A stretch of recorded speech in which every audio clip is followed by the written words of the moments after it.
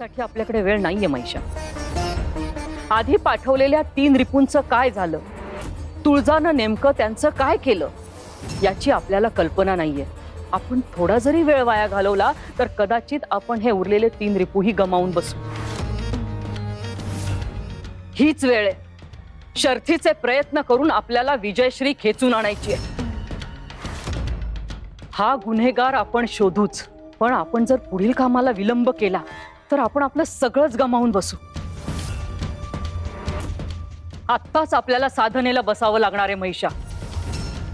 ही कठोर आणि अविरत चालणारी साधना आहे। दैत्यमातांचं म्हणणं अगदी योग्य आहे असुर नरेश। आपण स्वतः त्याकडे लक्ष द्यायला हवं।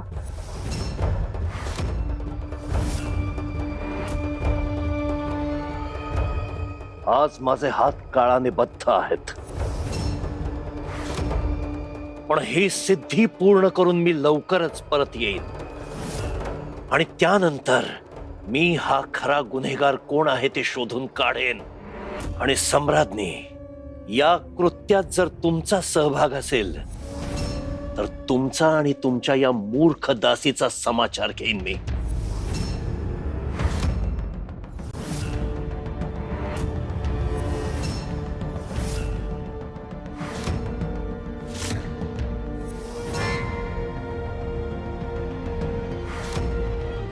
कुठून दुर्बुद्धी सुचली आणि ही कामगिरी आम्ही तुझ्यावर सोपवली। आता लवकर शुद्धीवर ये आणि हे सगळं कुणी घडवून आणलंय हे आम्हाला सांग। असुर नरेशांच्या आधी हे सगळं आम्हाला कळायला हवं, नाहीतर तुझंही काही खरं नाही आणि आमचंही काही खरं नाही। काही वेळा आमच्या रचनेच्या पलीकडच्या गोष्टी घडतात, त्याला कारण असते। देव, दानव, मानव तिघांच्याही मनात खोलवर दडलेले षड्रिपू। महिषासुराकडे ईर्ष्या आणि हाव आहे, तर तुझ्याकडे अतीव माया आणि प्रेम। दोन्हींचा अतिरेक चुकीचाच, पण हा विश्वाचा गाडा चालवण्यासाठी यांचा समतोल आम्हाला साधावाच लागेल। आदिशक्ती, आम्ही तुम्हाला आधीच सांगितलं, तुमची रचना हे आम्ही आव्हान म्हणून स्वीकारत आहोत, कारण आम्हाला विश्वकल्याणासाठी आई पण नाकारता येणार नाही, मायेचा अधिकार बाजूला सारता येणार नाही।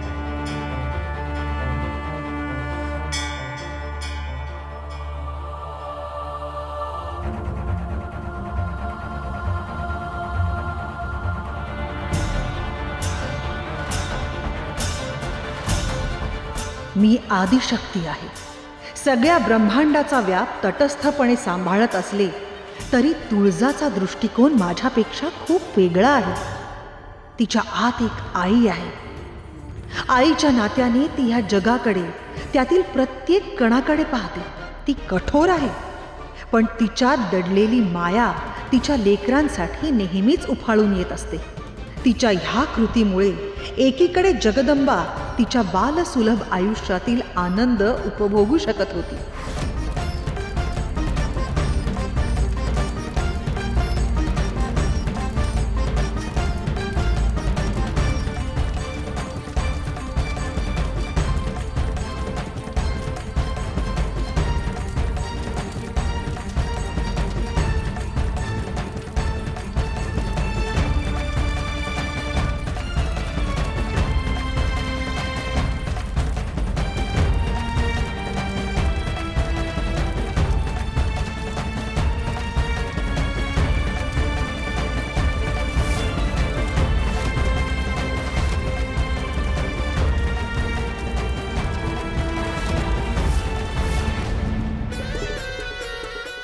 काळ कोणासाठी थांबत नाही,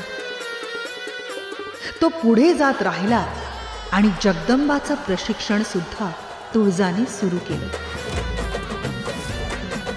आई तुळजा भवानी, आई तुळजा भवानी, आई तुळजा भवानी, आई तुळजा भवानी, जगजननी तव धरणी आई बळ येईशीन सरुनी जाई सकळ पिडाने हरुनी आई पोटाशी घे धरुनी आई महिमा तव त्रिभुवनी तुळजाई आई तुळजा भवानी आई आई तुळजा भवानी आई तुळजा भवानी आई आई तुळजा भवानी उधळीला भंडाऱ्याला एक जागराला पासळीला पंचप्राण एक गोंधळाला रामवताईनी देवी आई महिषासुरमर्दिनी आदि शक्ती आदि माया आई शिवाजी भवानी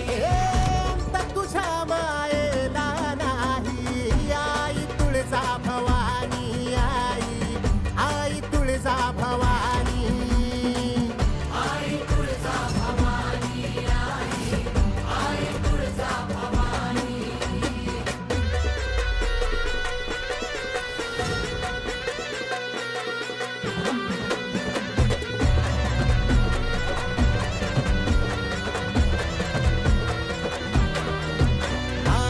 तव नामाचे संबळ घुमती रक्तामधुनी उसळे भक्ती दानव पळती पाप जगदंबा, आज तुझं प्रशिक्षण पूर्ण झालं. शस्त्रास्त्र चालवण्याचं तुझं कौशल्य पाहून आम्ही प्रसन्न झालो. तुला आणखी काहीतरी द्यायचंय.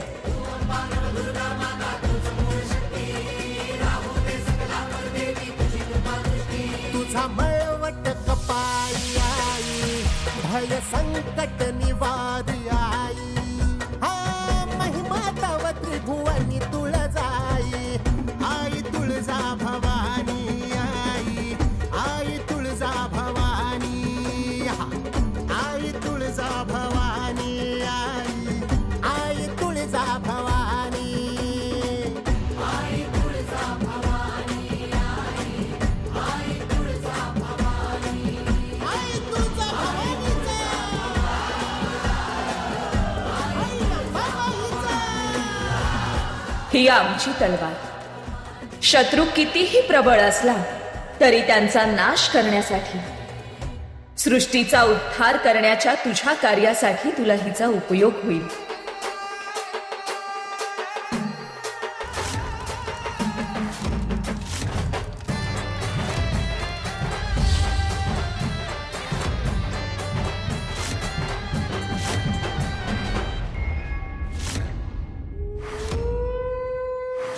दितिमाता, यज्ञातला अग्नी अचानक का विझला?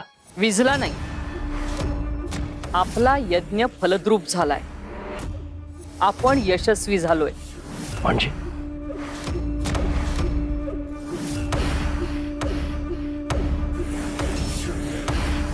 आपल्याला आपल्या मंत्रांची पुनःप्राप्ती झालीय.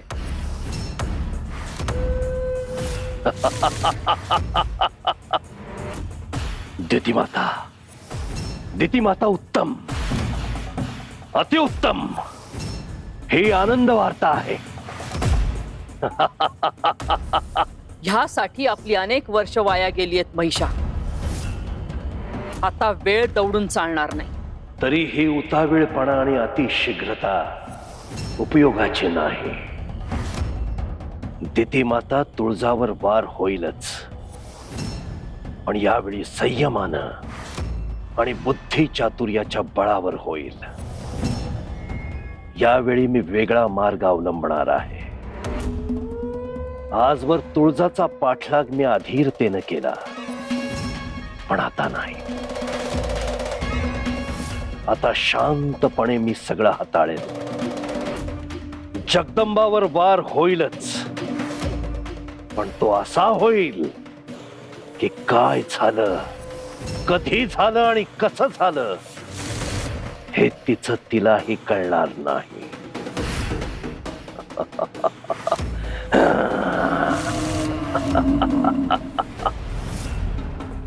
जगदंबा, तुझ्या वयाला साजेसं असं सगळं प्रशिक्षण तुझं पूर्ण झालंय. तू त्यातील कौशल्यही चांगल्या प्रकारे आत्मसात केलंयस. पण आता पुढचं काहीतरी शिकव ना. मला तुझ्याकडून सगळं शिकून घ्यायचंय. जगदंबा, एवढी घाई करण्याची गरज नाहीये. तुला ते झेपायला तर हवं ना. छेपेल ग, मी तुझंच रूप आहे ना. मी म्हणजे तू, तू म्हणजे मी.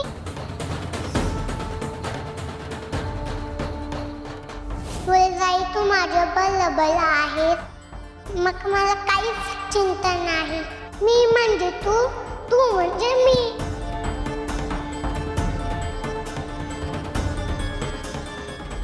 तुझं वय वाढलं तरी हे बोलण्याची सवय काही गेली नाही अजून. ही सवय तर कधीच जाणार नाहीये. हीच तर माझं संपूर्ण अस्तित्व आहे ना. मी म्हणजे तू, तू म्हणजे मी. अजूनही तशीच चुटू बोलतेस.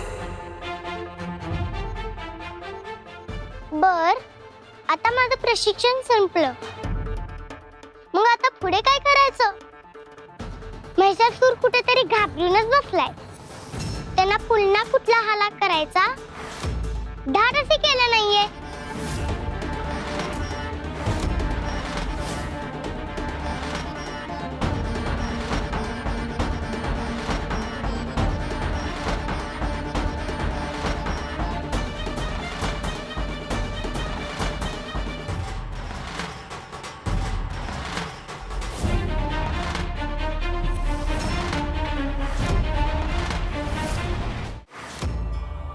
महिषासूर सध्या नसला तरी गाफील राहून चालणार नाही.